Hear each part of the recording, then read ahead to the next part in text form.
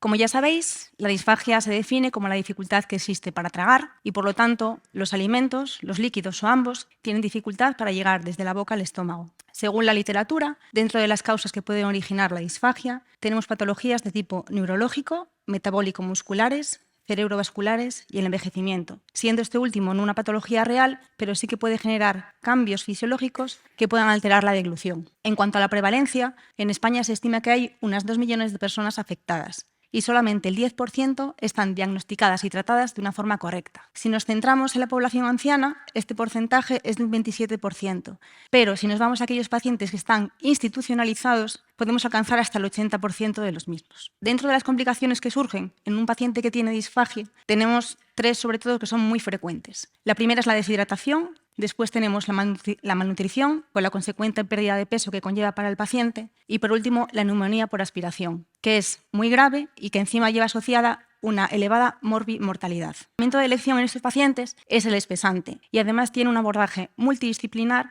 para poder atender al paciente en todo su conjunto. Incluimos, por tanto, a personal de enfermería, a farmacéuticos, no solo del ámbito de atención primaria, sino también de la hospitalizada, a médicos, también de ambos ámbitos y, por supuesto, no nos podemos olvidar de los nutricionistas. El objetivo principal en el que consistió nuestro trabajo fue el de evaluar la adecuación farmacoterapéutica en el paciente anciano con disfagia dentro de nuestro área sanitaria. Y como objetivos secundarios definimos 2. El primero, que fue detectar las posibles deficiencias y las oportunidades de mejora dentro del circuito que ya existía de detección, diagnóstico, prescripción y dispensación de espesantes.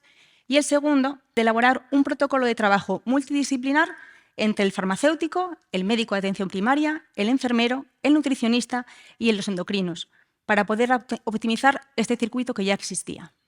Para elaborar este trabajo realizamos un estudio prospectivo e intervencionista que duró entre los meses de julio a septiembre del 2023.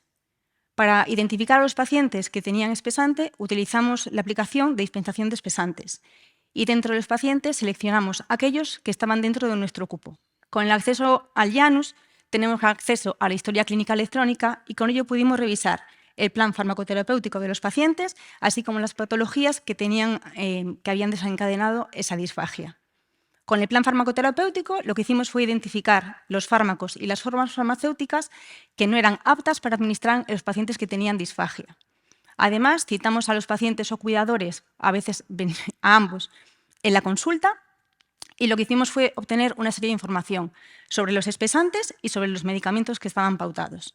En relación a los espesantes, hicimos una serie de preguntas que consistieron en determinar cuánta cantidad de espesante utilizaban en los líquidos o en los sólidos, durante cuánto tiempo habían administrado esos espesantes y si habían tenido unas revisiones periódicas de la posología con la unidad de nutrición. Y en cuanto a los medicamentos, lo que quisimos conocer es si los medicamentos estaban siendo manipulados y administrados de una forma correcta. Se realizó también educación sanitaria, sobre todo en pacientes y en cuidadores, en materia del uso de los medicamentos. Y se derivaron a la consulta del médico de atención primaria o al del especialista aquellos pacientes que encontramos que tenían prescripciones inadecuadas y con una propuesta de intervención. En cuanto a los resultados, pues en este estudio seleccionamos a 51 pacientes, el 75% de estos eran mujeres, tenían una mediana de edad de 82,3 y el tiempo medio de utilización de los espesantes había sido de 23 meses. Las principales causas de disfagia que nos encontramos, pues está la demencia, después tenemos el cáncer, luego están las causas cerebrovasculares y por último otras patologías, entre las que podemos incluir la esclerosis múltiple, el ELA u otras alteraciones psiquiátricas. Revisamos un total de 465 prescripciones y encontramos que 85 de ellas no resultaban ser adecuadas para administrar en este tipo de pacientes. Y estas 85 prescripciones afectaban a 43 pacientes. Si nos fijamos en las formas farmacéuticas en las que incluíamos a estas 85 prescripciones, podemos ver, aquí con más de 46 prescripciones, que las cápsulas gastroresistentes son aquellas que más se prescribieron. Después fueron los comprimidos gastroresistentes y ya seguido más de lejos por los comprimidos de liberación modificada y las cápsulas de liberación modificada.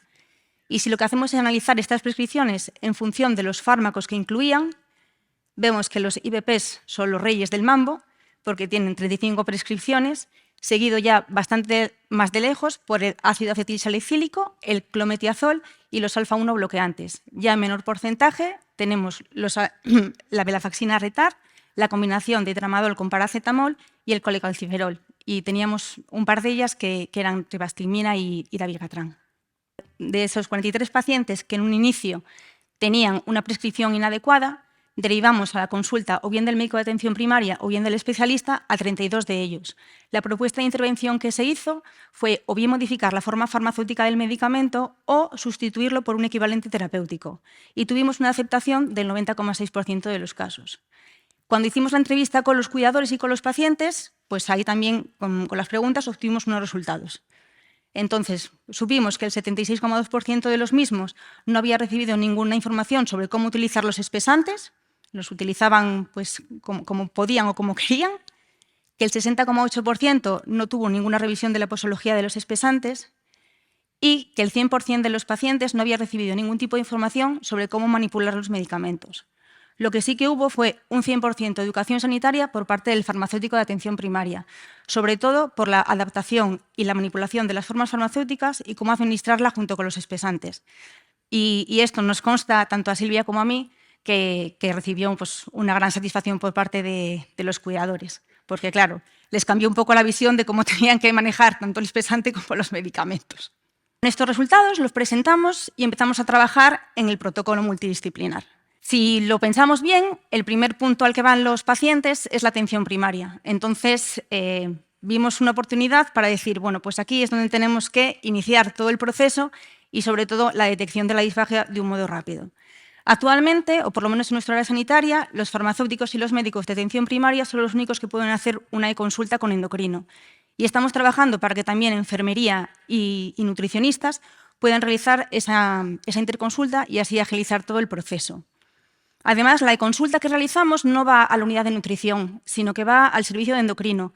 Y lo que queremos hacer, y estamos trabajando, buscando la forma más bien de hacerlo, es que sea directamente con la unidad de nutrición. Y así ya va directamente a ellos. Además, en esa e-consulta, lo que vamos a intentar es aportarle la mayor información al especialista para que pueda realizar una valoración pues, muchísimo más exhaustiva de lo que es el paciente. Entonces, vamos a añadir también una analítica completa, un test nutricional, datos antropométricos y, por supuesto, un registro de las ingestas. Una vez que el endocrino especialista ya tiene toda esa información, pues valora al paciente y decide si es candidato o no a recibir los espesantes. La respuesta es afirmativa, pues realiza la prescripción y entonces se deriva a farmacia hospitalaria para que realice esa primera dispensación de los espesantes. Lo que vamos a conseguir a continuación, si estamos diciendo que el sitio al que van más los pacientes es atención primaria, pues es que tanto el seguimiento del paciente como las dispensaciones posteriores de espesante se realice también en atención primaria. Después, como no nos queríamos quedar ahí, trabajamos con los nutricionistas en la elaboración de una infografía, que es pues unas recomendaciones para los pacientes con disfagia, que ya veis que es muy visual, con conceptos muy básicos, y así por lo menos facilitarles el día a día, tanto a los pacientes como a los cuidadores. Esta aún no está, nos tienen que haber visto bueno, por así decirlo, pero hecha está. Y ya para finalizar, pues concluimos que la demencia es la causa más frecuente de la disfagia, que hay una falta de información, los pacientes pues, no reciben la suficiente información ni sobre el uso de los espesantes ni tienen revisiones periódicas, que además tampoco tienen información sobre la manipulación y administración de los medicamentos a la disfagia y, por último, pues que el protocolo multidisciplinar es pues muy importante, con farmacéuticos, médicos, enfermeros, nutricionistas y facultativos de endocrino y de hospital, lo que supone una oportunidad de mejora al circuito existente, favoreciendo el uso correcto de los espesantes, la efectividad y seguridad de los medicamentos y el grado de satisfacción del paciente.